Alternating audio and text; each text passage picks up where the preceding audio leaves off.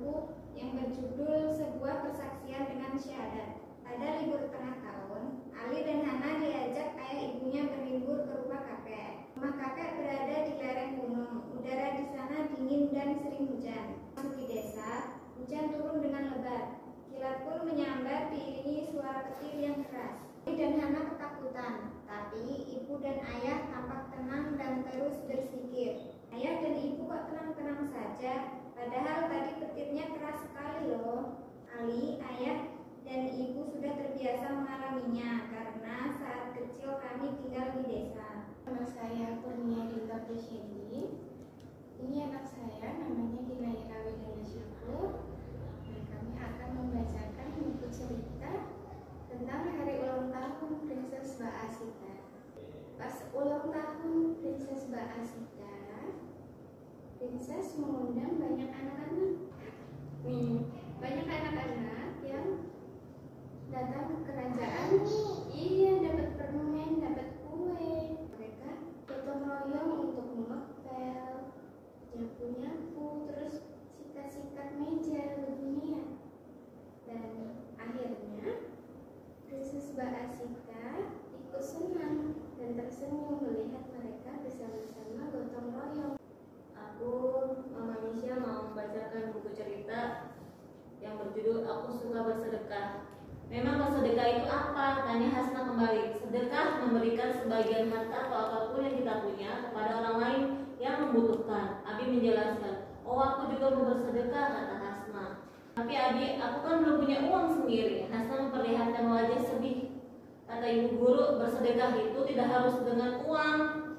Bila bertanya, iya betul, ketika kita menolong orang lain, membawakan barangnya itu juga sedekah. Abi lihat ada paku di depan kita. Bila menunjukkan paku besar dan tergeletak di depan jalan yang akan mereka lewati.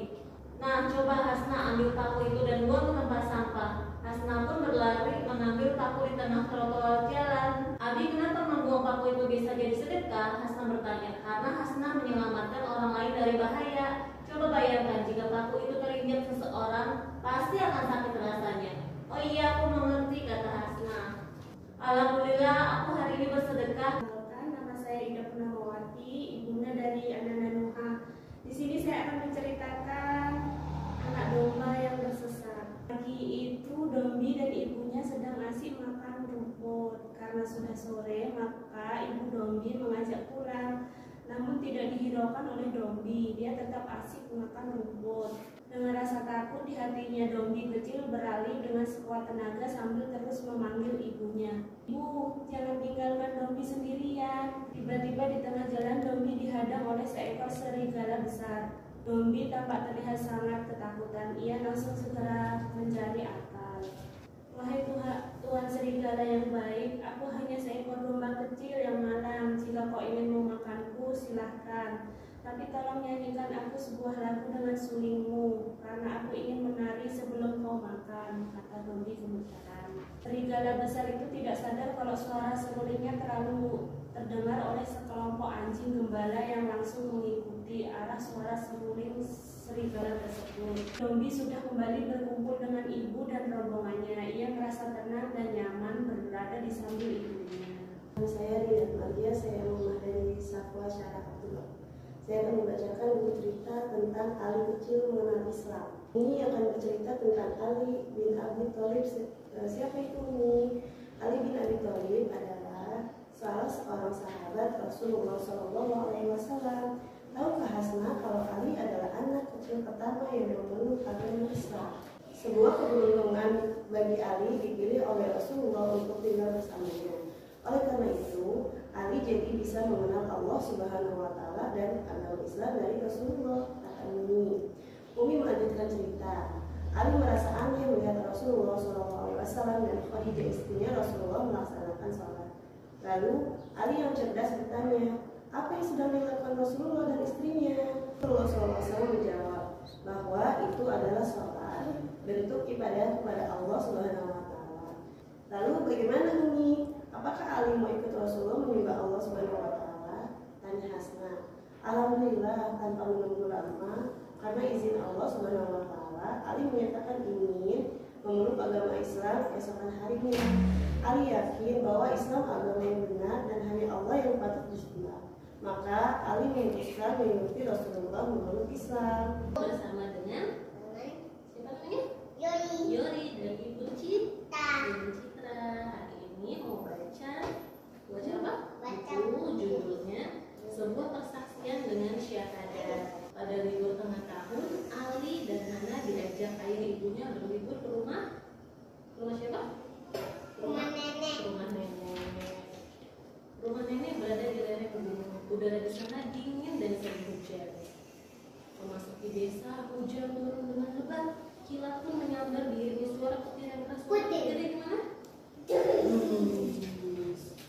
Ali dan Hana ketakutan, tapi ibu dan ayah tetap tenang dan terus berzikir. Aku naik mobil. Iya, naik mobil. Aku nggak ke rumah Bobor. Kan mau ke rumah nenek.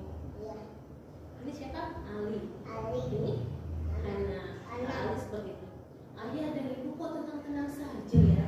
Padahal tadi petirnya keras sekali loh. Kata ayah, Ali, ayah dan ibu sudah terbiasa mengalaminya karena saat kecil kami tinggal di desa. Kata Hana, wah hebat, Hana tadi ketakutan sekali ya. Khawatir petirnya menyambar kulit kita. Kata ayah, anak-anak, semua itu adalah bukti kekuasaan Allah. Pasrah dan bersaksi bahwa semua ini terjadi atas kehendak Allah. Berlindunglah kepada Allah. Kata ibunya seperti itu. Nah, ingatkah kalian apa yang harus diucapkan dalam bersaksi bahwa Allah adalah sesembahan kita? Asyhadu alla ilaha illallah wa asyhadu anna Muhammadar Rasulullah. Nama saya Bunda Seli Handini, Bunda dari Ahmad Lukis Apriandi. Saya ingin menceritakan cerita dari Abu Bakar As-Siddiq yang baik hati. Abu Bakar saat itu sedang bersama dengan Rasulullah SAW dalam perjalanan hijrah. Rasulullah SAW hijrah karena di Mekah kondisi umat Islam tidak aman. Banyak orang yang tidak suka terhadap Rasulullah dan orang Islam pada saat itu. Tidak lama setelah Rasulullah tertidur, Abu Bakar melihat jempol. Di dekat jempolnya ada satu lubang yang lupa ia tutupi. Lalu dari lubang itu keluarlah ular yang siap menggigit. Ular itu menggigit kakinya dan menyebarkan racun ke seluruh tubuh Abu Bakar. Ia menahan rasa sakit, berusaha untuk tidak bergerak. Ia tidak ingin Rasulullah yang sangat disayanginya terbangun. Masya Allah, Abu Bakar baik sekali ya Abi. Rela merasakan sakit demi orang lain. Akhirnya karena tidak kuasa menahan rasa sakit, Abu Bakar menangis. Air matanya menetes ke pipi Rasulullah SAW. Lalu Rasulullah pun kaget dan terbangun. Kemudian Rasulullah bertanya, "Kenapa Abu Bakar menangis?" Sambil menahan rasa sakit, Abu Bakar bercerita bahwa dirinya digigit ular berbisa demi melindungi Rasulullah. Perkenalkan, nama saya Supriyati, ibunda dari Ananda Dr. Aisyah. Hari ini saya akan membacakan buku cerita tentang seri cerita sahabat Nabi Khalid bin Walid sang pedang Allah. Punya cerita nih, mau dengar tidak? Tanya Umi.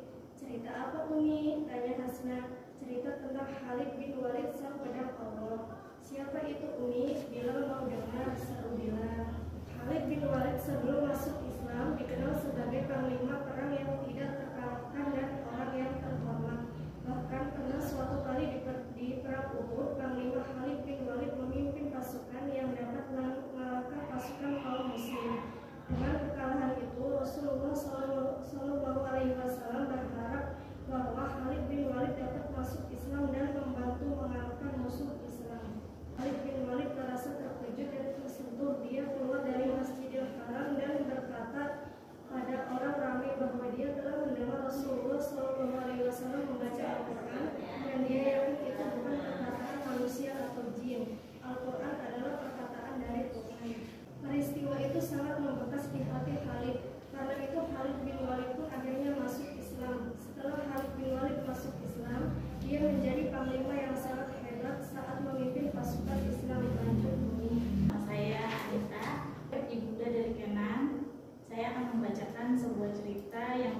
si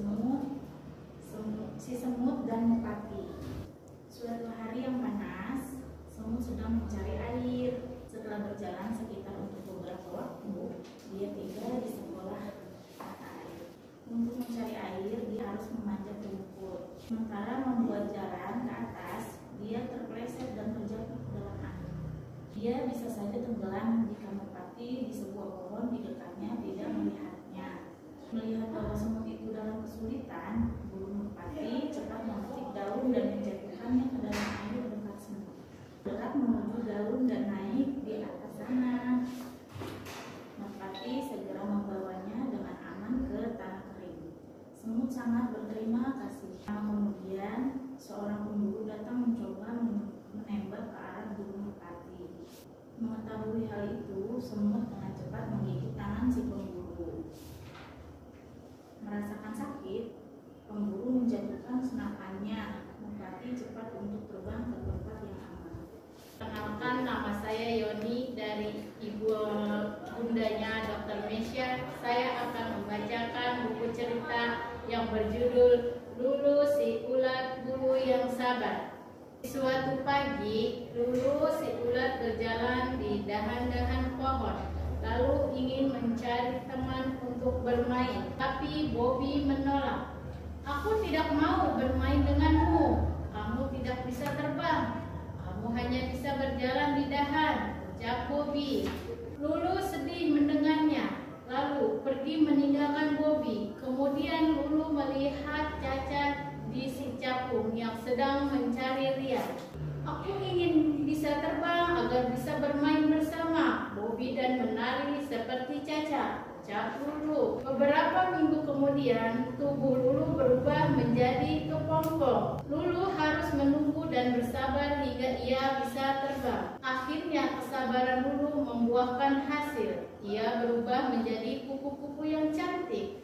Ia pun terbang dengan riang gembira. Ini Lulu, Bobby, dan Caca berteman baik dan bermain bersama. Kenalkan, saya Maya, ibunda dari Ananda Adepa.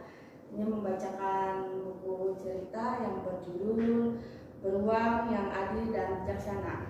Dahulu kala di sebuah hutan di Pulau Sumatera, para binatang hidup begitu bahagia dan damai. Mereka berada dalam kepemimpinan seekor beruang yang bijak. Sementara itu di hutan Kalimantan, hewan penghuni hutan di sana hidupnya tertekan karena mereka dipimpin oleh seekor gajah yang tamak dan rakus. Suatu hari gajah punya ide ingin memperluas daerah kekuasaannya. Ia segera memanggil kelinci untuk memberikan tugas kepadanya. Setelah mendapat perintah dan pemimpinannya, kelinci itu segera berangkat menuju hutan di mana beruang berkuasa. Dia segera menyampaikan pesan rajanya agar beruang dan semua rakyatnya untuk tunduk dalam kekuasaannya Raja Gajah.